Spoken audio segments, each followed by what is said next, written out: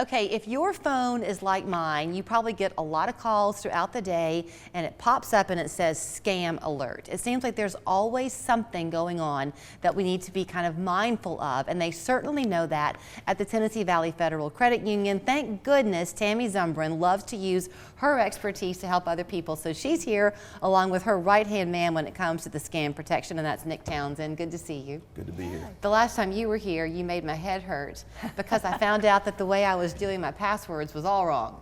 Well, you know, we have to be mindful of what we're doing with these passwords, whether we're using them for the financial component of your life, or we're paying bills, or we're managing our medical information. We just have to be safe with that. All of us kind of live in a specialty world now. If you are, right? I mean, whatever you do for a living, that's what you see all day long. So you know it like the back of your hand, but the person coming into your business doesn't necessarily. So this idea of educating us is really crucial, Tammy. That's why we love you having us on and letting us talk about things like this, because there are a lot of scams right now going on. Okay, does either one of you want to pick up on some of the more popular ones? Well, I know my mom, she's gotten this one several times, where it'll be somebody, the last time it was somebody who called and said, this is your grandson and I'm on an out-of-town trip and I need you to send me some money. And my mom loves to yank their chain because she's pretty wise. And she said, well, which grandson? I have several. And the guy said, well, your favorite. And she said, well, all my favorite, depending on who I'm with that day.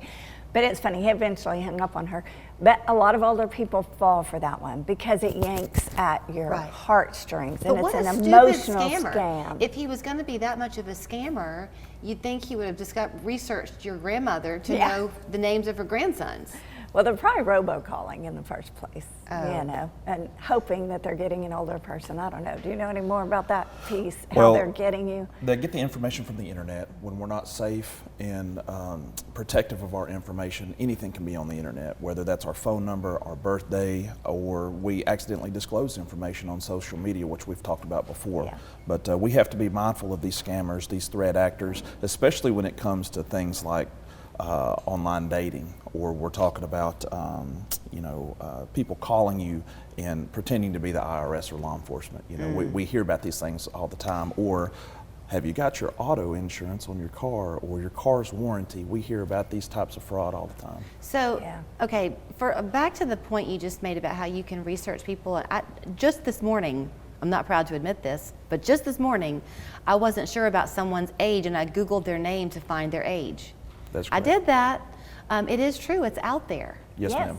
We have way too much information. Is there anything we can do to not let that be known for us? You know, it's hard to manage that when there's so much abundant information in the world. You know, if you chose to, you can go down avenues to have your information removed, but that doesn't mean another site's not going to have it posted next week. So just be mindful of who you share your information with. Don't sign up for services you don't need, or divulge your information to people who could be using it for malicious activities. Okay, so the moral of the story at this moment is don't panic thinking you've got to go somehow and clean house on the World Wide Web. That can't be done. It'd be hard. Just protect your own self. Have y'all heard anything about, and I don't know if it's a myth or if it's really happening, but with AI now and the concern of how they can capture your voice? There are a lot of technological advancements revolving around AI, whether that's machine learning, neural networks, or the ability to take those technologies and modify audio output, or to come up with a script to convince you to do something.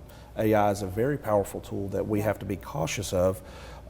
We use AI in the way that we craft spoofing emails to test our employees.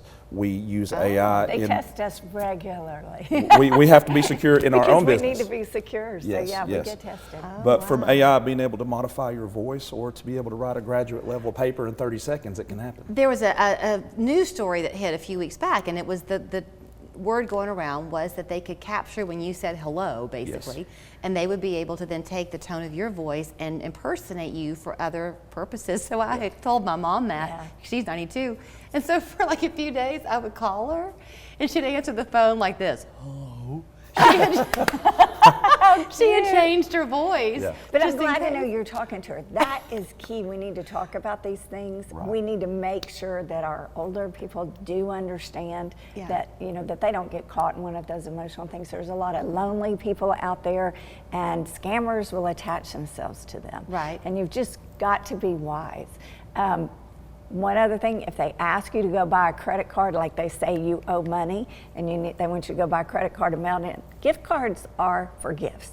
They are not for making payments. So don't fall for go get a gift card and mail it in today. What is that one? People are calling people and asking them to go get a gift Yeah, card? well, they're saying you owe us money, so you can just go buy a gift card and mail it to us. Don't do it. Yeah, gift cards, cashier's checks, cash, wires, ACHs, we want to avoid that, especially if you're not anticipating the call. Right. If it's unsolicited and they're asking for that, that's a red flag. You should be very cautious of If that. they ask for a wire transfer, I mean, I've never had anybody ask Or me your for a checking wire account transfer. information. So If they ask for that over the phone, you know you're not supposed to be giving that to them. Yeah. Is there any way to know, I have less than a minute left, are they targeting specific people or is it totally random? It's randomized for different campaigns. You know, you have the robocallers that come in constantly. Most cell phone carriers can identify that as spam, and then you have the ones that are not robo. They're intentional. They know that you've had a death in the family, or they've seen your information on the list and know that you may have some funds that they could access or exploit. So we have to be cautious and wary of these type of attempts to get you to change a beneficiary, give your checking account information, or let people log on your computer remotely. yes, don't ever let somebody log on. Yeah, that's a very bad issue right now. Okay, don't let people log on to your computer remotely. If you don't recognize the number, just don't answer it. Yeah, they can leave a voicemail. There's nothing wrong with calling somebody back if it's legitimate. That's right, that's right. Yes. And And maybe you can answer the- Google to make sure that the company is legit and make sure that phone number matches the one in your email. Right. You know, we're taught to do that all the time. Gives you We the don't ability to open email. verify that information with the friends and family, the people that love you and care for you. And be like Tammy's mom and just love all your grandsons equally and don't fall There for you that. go. All right, so you can contact them if you're interested in any of the services they have to offer because there is so much they can do for you there at the credit union, tvfcu.com. Interesting to know that y'all test your employees to make sure that they are up to date and really looking at all those details. Yes. That's very We important. have to practice what we preach. Practice what you That's right, we do. Thank y'all. Thanks, Julie.